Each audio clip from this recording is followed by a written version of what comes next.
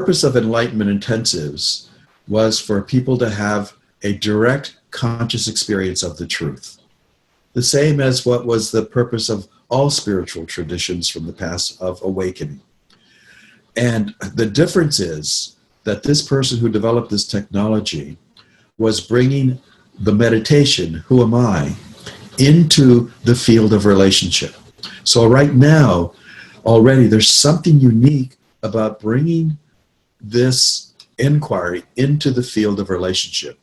The presence of another consciousness adds a feature that is not present when someone is engaging in a singular meditation, subjective meditation alone.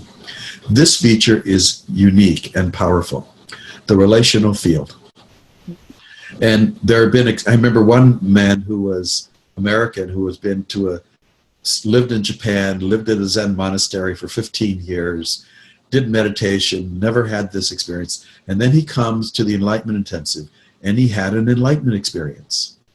Of course, all the work that he had done up until that time had served him, but it was waiting for him. It was ripe until there's a dynamic that happens when there is a consciousness observing, witnessing, present, and another who is in the deep inquiry process, that it activates something. It activates a dynamic that is not present when we are engaging in some other process, meditation alone or regular conversation, that it doesn't have this inquiry and this deep intention.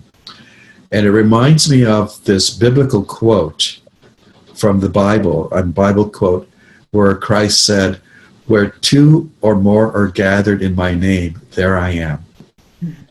That principle is active here.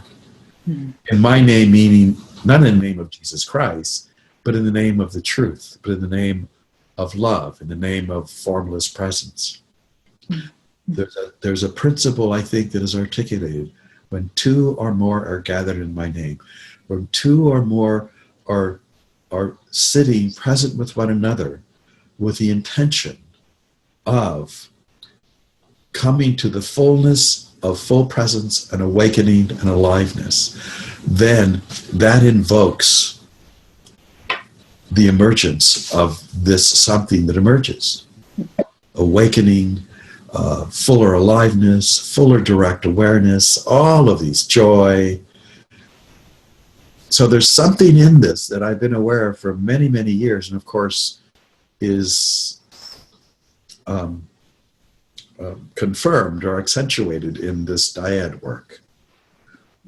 And the questions are important too.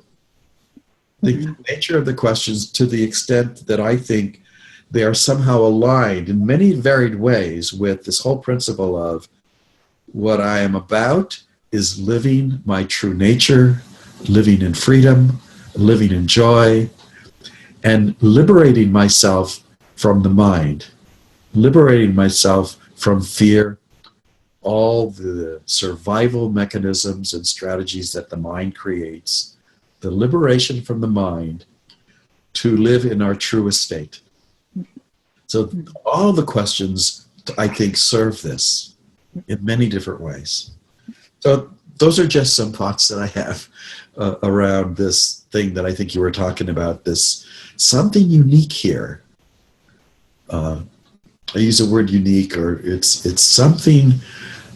I was just talking to Jim in my Dyad, and I said something around this that you are doing, that we are doing with this Dyad inquiry project and these Dyads you're inviting.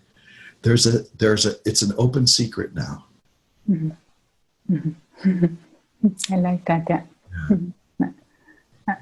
Something is being revealed now that has always been there in some way, but it is being named and is being practiced with these Dyad inquiries.